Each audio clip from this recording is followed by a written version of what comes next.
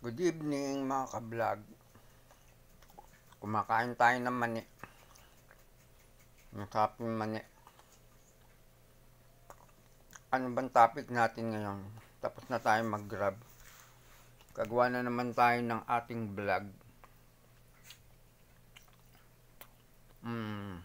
Papakita ko sa inyo ang naipon ko. Nag-iipon challenge tayo. Lahat ng tip sa grab nabigay sa akin. Inipon ko. Ito na siya ngayon.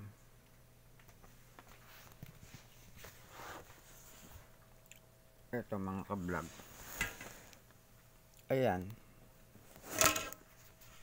Kita niyo ba mga ka-vlog? Yan ang naipon ko.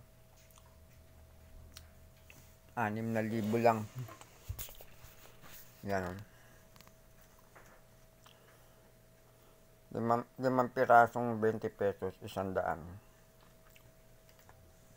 40 pieces na itong 100 natin. Kaya 4,000 to. 4,000 to. Tapos may 2,000 tayong papel. Ito mga ka-vlog. 2,000 papel. Meron din tayong 200 na papel. Ayan. Bali 6,000 lahat to. 6,200.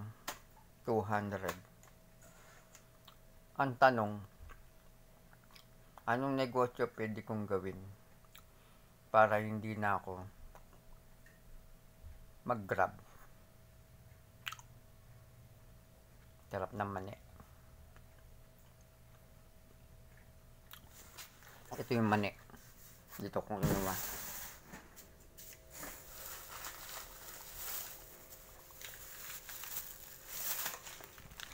Mani.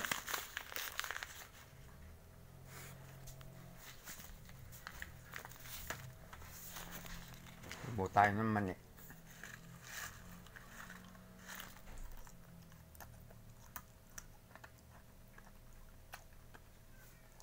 Wala na akong ngipin. Pero mani pa rin kinakain ko. Ang tigas ng mani. Pero okay lang. Balik tayo sa topic natin. Ano pwede kong gawin dito? Ng negosyo. Comment nyo lang. Dito sa 6,000 ko. 6,200 to. Yan.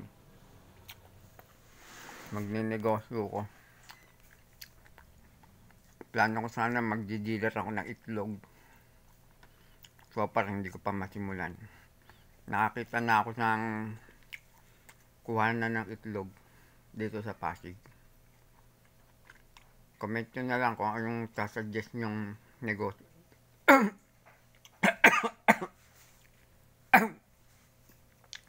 Ang katisal alam muna ng mani. Kung anong pwede kong inegosyo, ha? Comment nyo na lang. Nabubulunan na ako sa mani. Thank you mga ka-vlog. Like, share, and follow nyo lang. Para kahit dito man lang sa pagbablog, may mahita ako. Isang taon na mahigit akong nagbablog, wala pa akong nakikita. Thank you mga ka-vlog. Thank you.